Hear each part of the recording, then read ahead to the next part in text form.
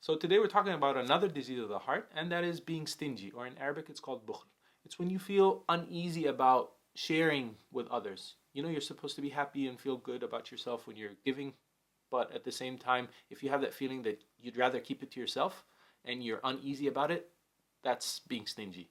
And there's two types. One that is forbidden Islamically, and another one just makes you less of a nicer human being. So the forbidden one is, as Muslims, we're supposed to pay from our accumulated wealth every year, zakah, and it is a requirement to purify your wealth. But if you don't do it, it's wrong. Same thing, another example would be parents or a husband and wife are getting a divorce and they have a child. The man still is required to pay child support. You're required and obligated to do it. If you don't do it, it's not acceptable. And the other type that makes you less of a nicer human being is, you know, if you lend someone some money, yes, it's your right to get that money, but if you know they're going through a hard time and you can be lenient about it and be an easygoing human being and just give them their time to pay you back as long as you know they're not fooling around, instead of just calling them every 2 minutes, hey, when are you going to give me back my money? And hoarding like 100 times. There's a hadith about this wealthy man that used to tell his servants who are collecting money he lent to people on his behalf is that if the debtors can't pay their money, let them know it's taken care of. It's okay. If they're struggling, it's all right.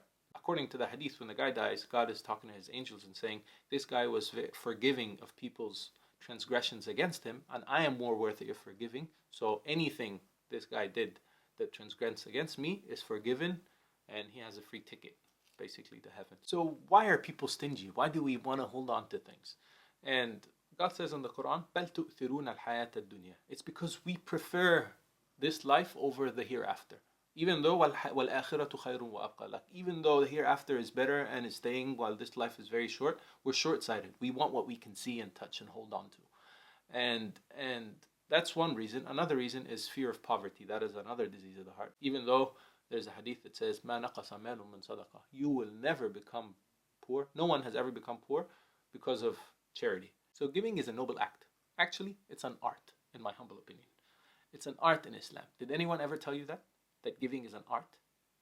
It's detailed in so many different examples in the Quran and the Sunnah and the traditions that there's a certain etiquette while we're giving. But first of all, you have to be happy. You have to be smiling. Secondly, we should be discreet. The tradition or Sunnah says that one hand should not see what the other hand is giving. What does that mean? It means that it should be done in a discreet manner so as not to hurt the person on the receiving end and hurt their feelings. You should always keep that in mind. And I see this a lot, even me and my friends when we're driving in the car and we're like, if you're tipping someone, we just, like, you don't even look them in the eye, you just put your hands out and you expect the person taking the money, like, to be grateful. This is wrong. We should do it in a respectable, discreet manner. Also, try to do it as privately as possible. Unless you're setting an example and you think that by people seeing you, they will also be encouraged to give. In the end, it's all about intentions. Thirdly, we should give from the best of what we have. So I'm very guilty of this, and we are all guilty of this. I would say is that when we give the old clothes. And when we think of donations, it's the stuff we don't use anymore. So nothing wrong with giving away your old stuff. Don't get me wrong, that's not the point. But as we were saying before, it's an art in Islam. Giving is an art.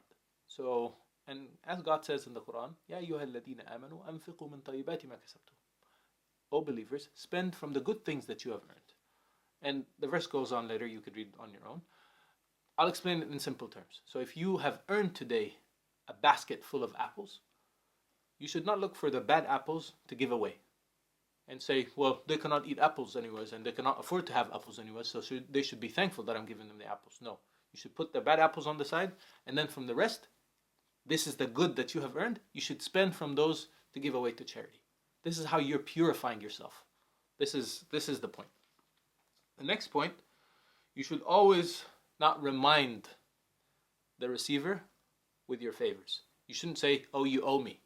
And God says that in the Quran. So, لا تبطلوا صدقاتكم بالمن والأذى. So, you should not keep saying, I made you, I gave you this, you owe me one, this, and that. No.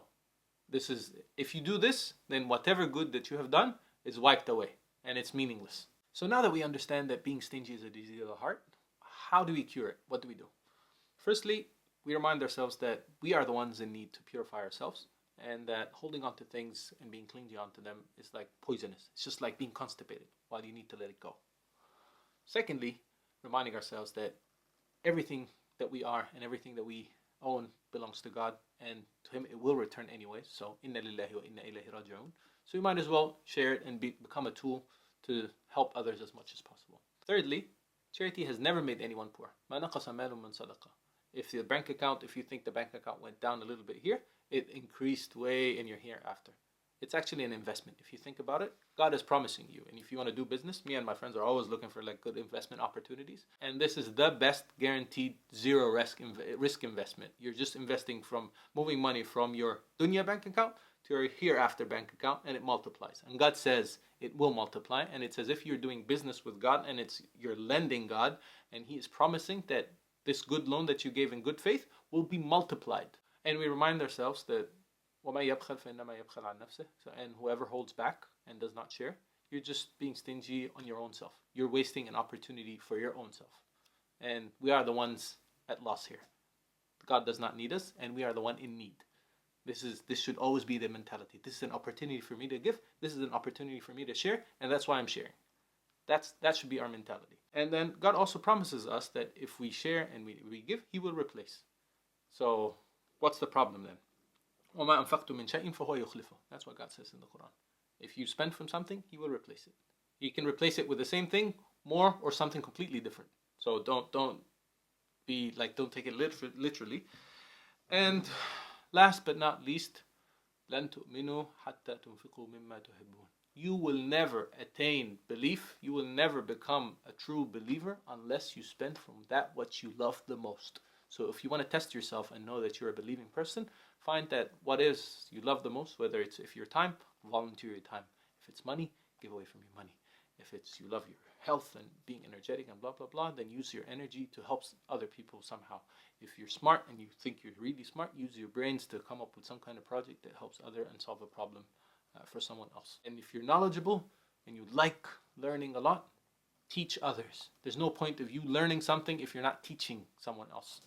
So I hope you benefited from this, and may Allah protect us all from being stingy. See you in the next video. Bye. Salam.